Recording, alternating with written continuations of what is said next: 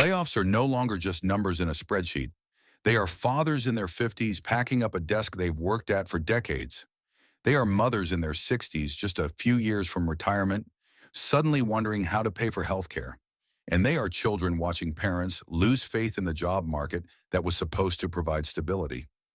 In January 2025 alone, according to Challenger, Gray and Christmas, U.S. employers announced 4,995 job cuts. That's nearly 50,000 families jolted in a single month. 50,000 communities forced to absorb the shock. And behind every number is a real story, like John, a 58-year-old factory worker in North Carolina who spent 3 decades with the same company, only to be told he must relocate halfway across the country or take a severance check. It's easy to look at press releases and see consolidation or restructuring. But to Main Street, those words mean foreclosure notices, empty storefronts, and canceled retirement trips. The ripple spreads quickly. A laid-off Meta engineer stops eating out, which means a local diner loses revenue. A Walmart office closure pushes families to move away, leaving neighborhoods hollow and school enrollment down. And when consumer spending shrinks, even small businesses, from barbershops to grocery stores, start to feel the pinch. For Americans over 55, the stakes are especially high. They are on fixed incomes, already watching retirement savings erode under inflation. When layoffs spread and wages vanish, it's not just younger generations who lose. It's grandparents dipping into pensions to help children. It's retirees cutting medication to cover housing costs. It's communities struggling to keep hope alive. Here's the mini-hook. If nearly 50,000 jobs can disappear in just 1 month, how long can Main Street hold on? That's why this story matters. Because the collapse isn't happening somewhere else. It's happening on your street, in your family, and in your future. When statistics turn into real-life tragedy, 78% of Americans now call fast food a luxury. That's right. Something once seen as the cheapest, most accessible meal option is now considered out of reach for most families. But here's the harder truth. Tens of thousands of Americans don't just lose their burger and fries. They lose the entire paycheck that was supposed to cover groceries, rent, and medical bills. In January 2025, nearly 50,000 jobs vanished nationwide. And by mid-February, the wave hadn't slowed. Meta cut 3,700 workers, and Walmart shut down offices in North Carolina, pushing families to relocate or walk away. Those headlines may sound corporate, but the impact is brutally personal. Imagine being 62 years old, working toward retirement, and suddenly told your office is closing. You can either uproot your life, move hundreds of miles, or accept a severance check and hope your savings stretch. Or picture being a young parent laid off from a tech job at Meta. One day you're planning for your kid's future. The next, you're sitting at the kitchen table calculating how long you can pay the mortgage without a paycheck. These aren't abstract scenarios. They're happening right now in towns across America.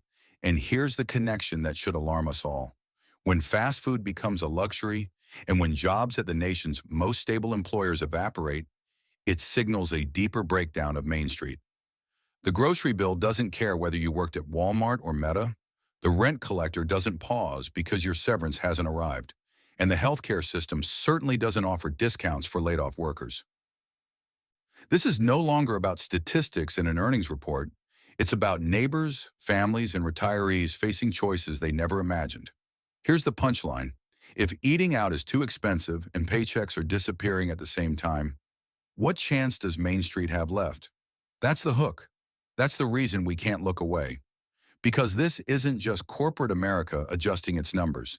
It's American families adjusting their lives in ways that will echo for years.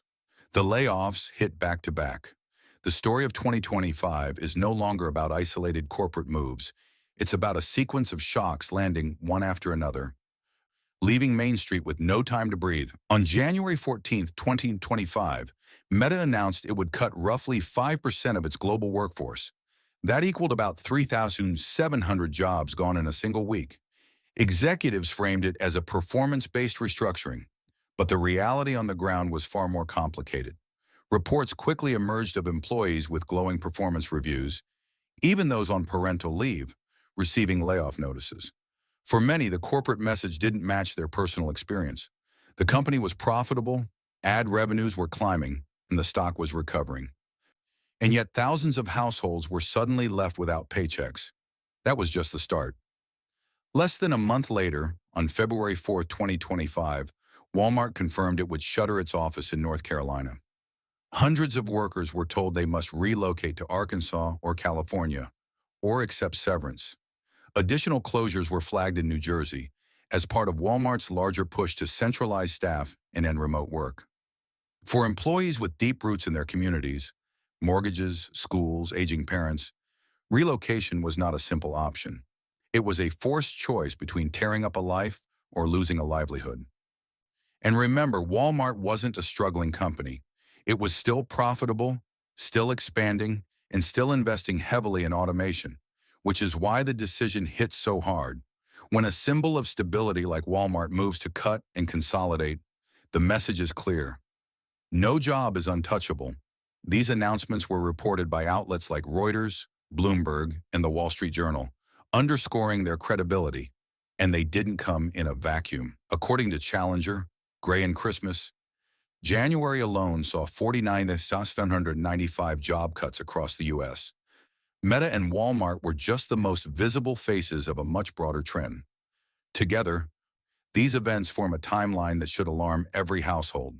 Within 3 weeks, two of America's biggest employers, one in tech, one in retail, slashed jobs and disrupted communities. And in both cases, Wall Street applauded. Stock prices ticked up, margins improved. But the cost wasn't measured in percentages. It was measured in lives upended, towns hollowed out, and trust broken. That's the breaking story. It's not just about companies adjusting their numbers. It's about America adjusting to a new reality where layoffs arrive like clockwork, and no sector is safe. And layoffs become personal.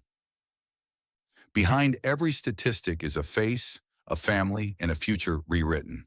Take Meta's January layoffs. The company claimed only low performers were cut, but dozens of stories surfaced that told a different truth. One product manager shared that he had exceeded expectations in his mid-year review. Still, he received a termination notice with no warning. Others reported being let go while on parental leave, forced to choose between caring for a newborn and scrambling for a new job. For many in their 40s and 50s, this wasn't just another career hiccup.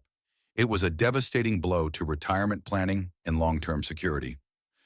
Imagine working 20 years in tech, only to be escorted out with a cardboard box and a severance packet that won't cover a year's expenses. Now look at Walmart. When the company announced its North Carolina office closure in February, workers were told they could either move to Arkansas or California or accept severance. That might sound reasonable on paper, but for families rooted in small-town communities, relocation wasn't a choice. It was upheaval. Children would need to leave schools. Elderly parents would be left behind. Mortgages would have to be abandoned. And for those unwilling or unable to move, unemployment was the only option. Local economies feel this pain first. A town that loses a major office or distribution hub quickly sees ripple effects. Restaurants lose customers. Daycare centers lose children. Local tax revenues shrink, leading to cuts in public services. The result can be ghost towns, empty storefronts, declining school enrollments, and shrinking community life. For older Americans, the toll is especially heavy. Those in their late 50s and 60s may never fully recover a lost job. Pensions are smaller, health insurance becomes more expensive, and retirement, once within sight, begins to drift out of reach. The layoffs break more than balance sheets. They break trust. Trust in companies that once promised loyalty. Trust in a system that said hard work would pay off. As one longtime Walmart employee put it, "We gave them decades of our lives. Now we're told to move across the country or get nothing." How is that loyalty?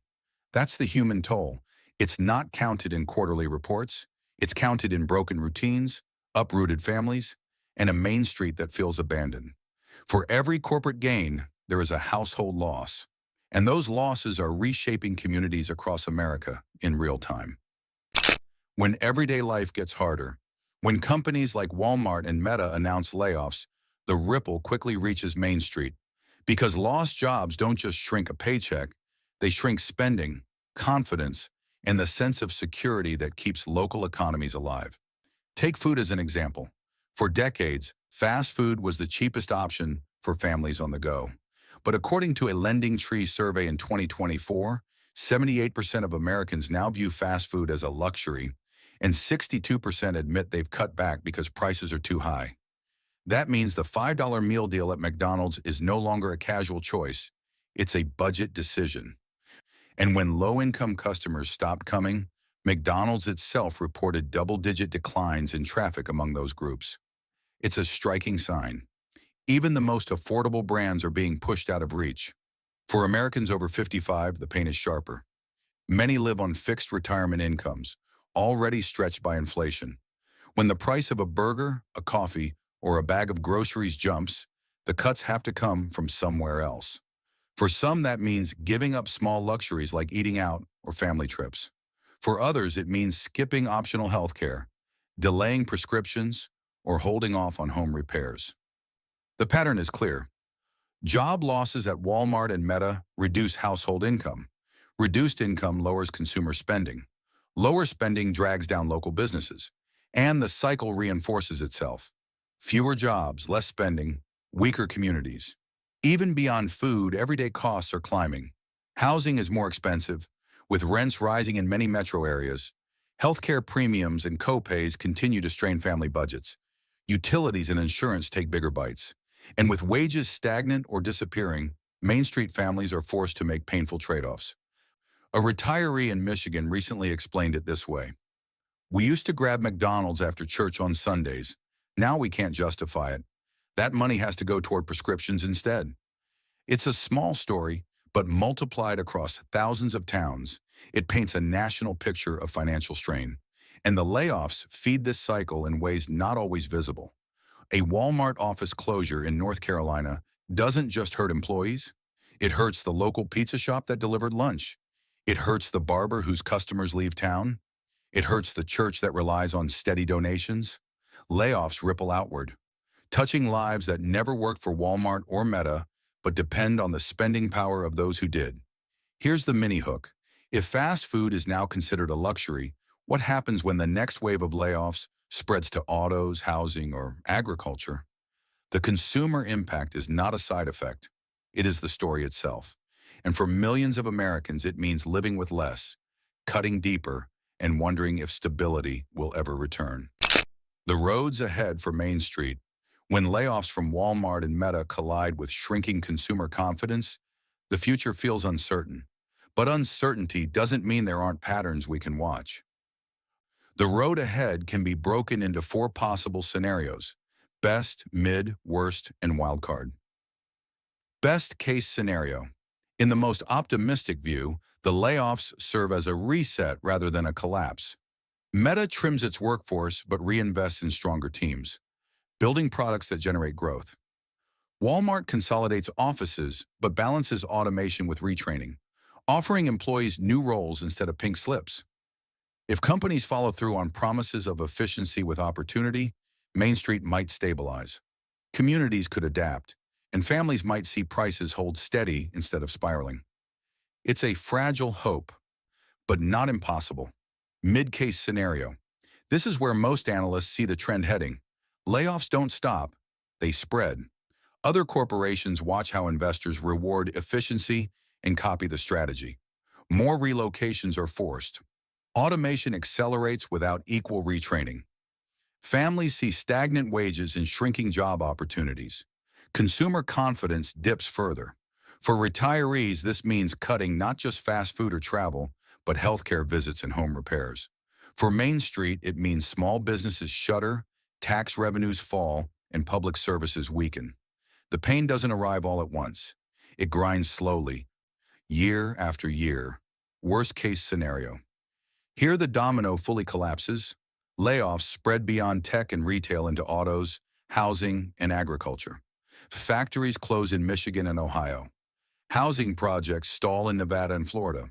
Farm communities in Iowa or Kansas face reduced demand and shrinking export markets. The effect compounds. Fewer jobs, fewer paychecks, fewer consumers. Retirement savings plunge as stock markets wobble under the weight of lost confidence. Entire towns hollow out, echoing the ghost towns of the Rust Belt decades ago. For Americans over 55, this isn't just a financial hit. It's a dismantling of the life they worked for, with retirement suddenly out of reach. Wild card scenario. And then there's the unpredictable. A new round of tariffs, a geopolitical shock, or an energy crisis could speed up the downturn. These external shocks don't just add to the pain, they multiply it. A trade war could cripple exports overnight. A spike in oil prices could make commuting, groceries, and utilities more expensive in weeks, not months. The wild card is why no one feels safe, no matter how stable their job seems today. Together, these scenarios remind us that layoffs are never just a corporate story. They are the first domino, and which path America takes will decide whether Main Street bends or breaks. Main Street's pain is America's real story.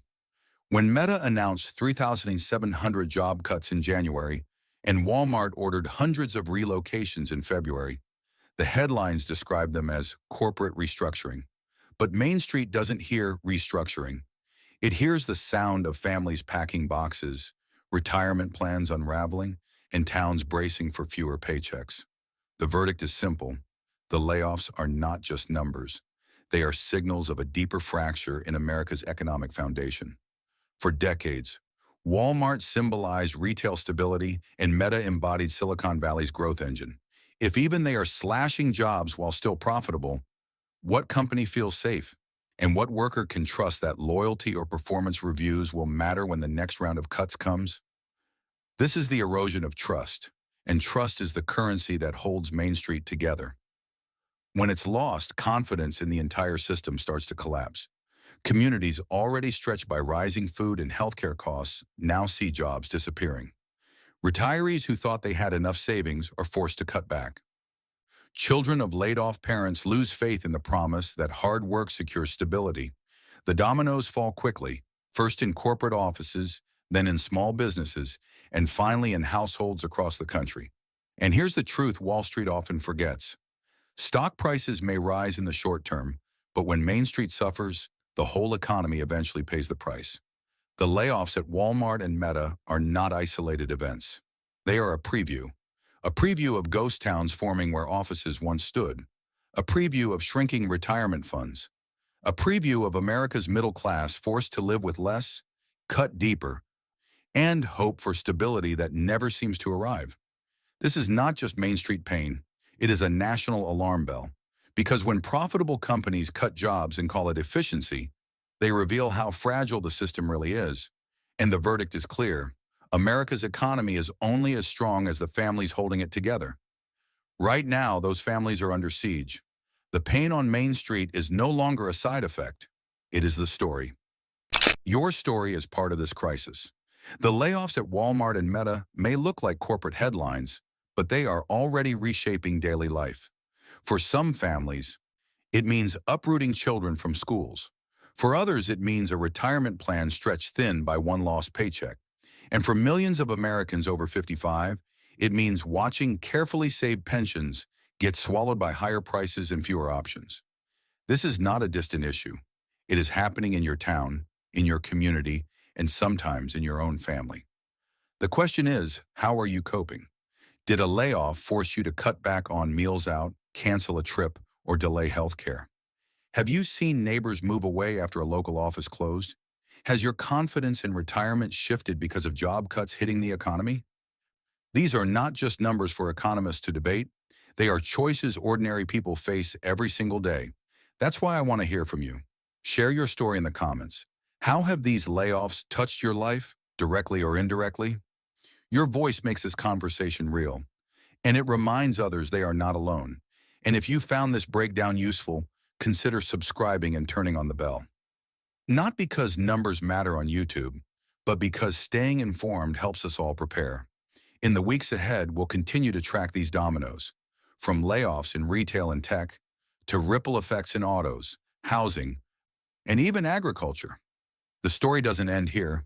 It continues with every new headline, and with every decision families like yours are forced to make. The domino collapse is not just corporate America's story. It is yours, and together we can face it, name it, and demand better.